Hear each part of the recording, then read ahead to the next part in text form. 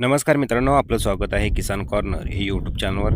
मित्रांनो, राज्यातील शेतकऱ्यांसाठी एक दिलासादायक बातमी आहे. मित्रांनो, खरीप हंगाम 2024 अंतर्गत प्रधानमंत्री पीक विमा योजनेच्या अनुषंगाने शेतकऱ्यांना नुकसान भरपाई म्हणून 2,197 कोटी रुपयांचा हा पीक विमा मंजूर करण्यात आलेला आहे. मित्रांनो, यामध्ये जर पाहिलं तर हा अंतिम टप्प्यातील हा पीक विमा आहे. तर मित्रांनो, या संदर्भातील सर्व माहिती आज आपण या व्हिडिओमधून पाहणार आहोत. तर मित्रांनो, यामध्ये जर पाहिलं तर हा पीक विमा 18 जिल्ह्यातील शेतकऱ्यांसाठी हा देण्यात येणार आहे.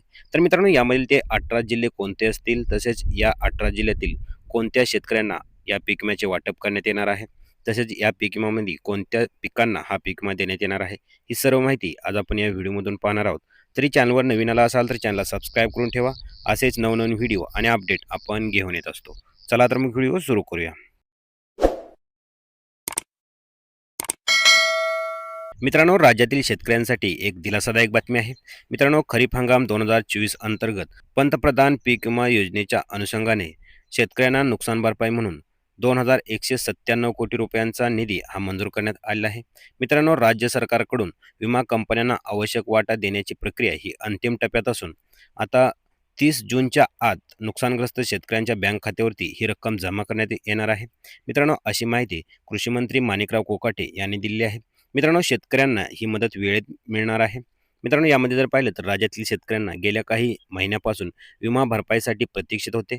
पिकांचे मोठ्या प्रमाणावर नुकसान झाल्याने शेतकरी आर्थिक संकटात सापडले आहेत. याबाबत कृषी मंत्र्यांनी सांगितले की शेतकऱ्यांना नुकसान भरपाई वेळेत मिळावी यासाठी सरकार प्राधान्याने कार्यरत आहे.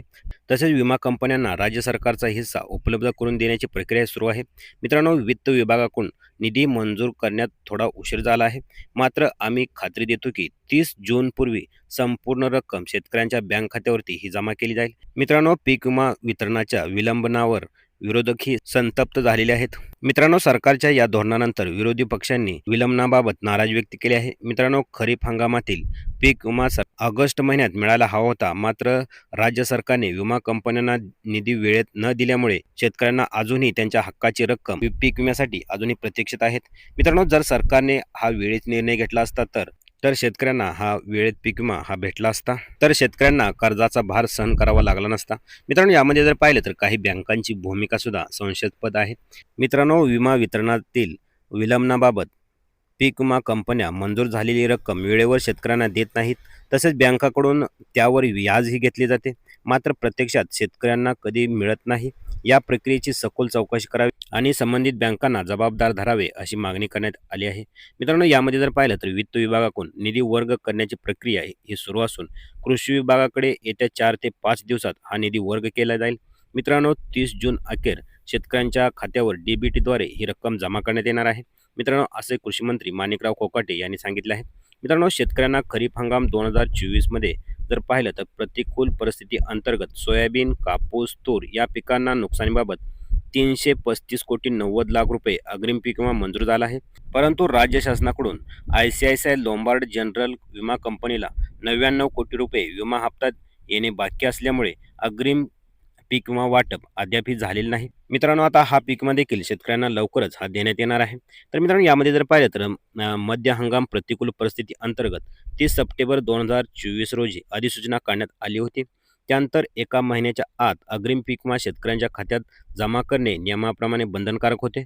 परंतु जवळपास 5.5 महिने उलटून गेल्यानंतरही प्रत्यक्षात पीक विमा हा मिळालेला नाही, अशी खंत शेतकरी वर्गातून ही व्यक्त होत आहे. मित्रांनो, विमा कंपनी व शासन यामुळे शेतकरी आर्थिक मदतीपासून वंचित राहिलेला आहे.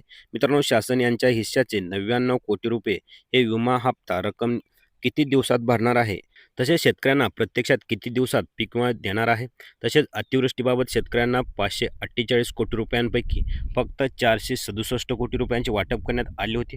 परंतु वाटप राहिलेला 1,29,000 शेतकऱ्यांना 81 कोटी रुपयाची रक्कम केव्हापर्यंत त्यांच्या खात्यात वर्ग करण्यात येणार? ICICI लोंबार्ड विमा कंपनीस काळ्या यादीत टाकणार का? हे सर्व प्रश्न आता शेतकऱ्यांना पडले आहेत. मित्रांनो, यामध्ये जर पाहिलं तर राज्य सरकारने पीक विमा योजनेअंतर्गत शेतकऱ्यांना भरपाई देण्याचा महत्त्वपूर्ण निर्णय घेण्यात आलेला आहे.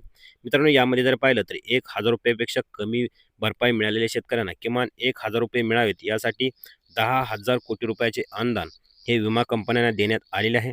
मित्रांनो, रब्बी हंगाम 2023-24 मधील भरपाईसाठी एकूण 4,64,12,000 रुपयांची गरज होती. मात्र अपुऱ्या निधीमुळे केवळ मर्यादित रक्कमच ही वितरित करण्यात आली आहे.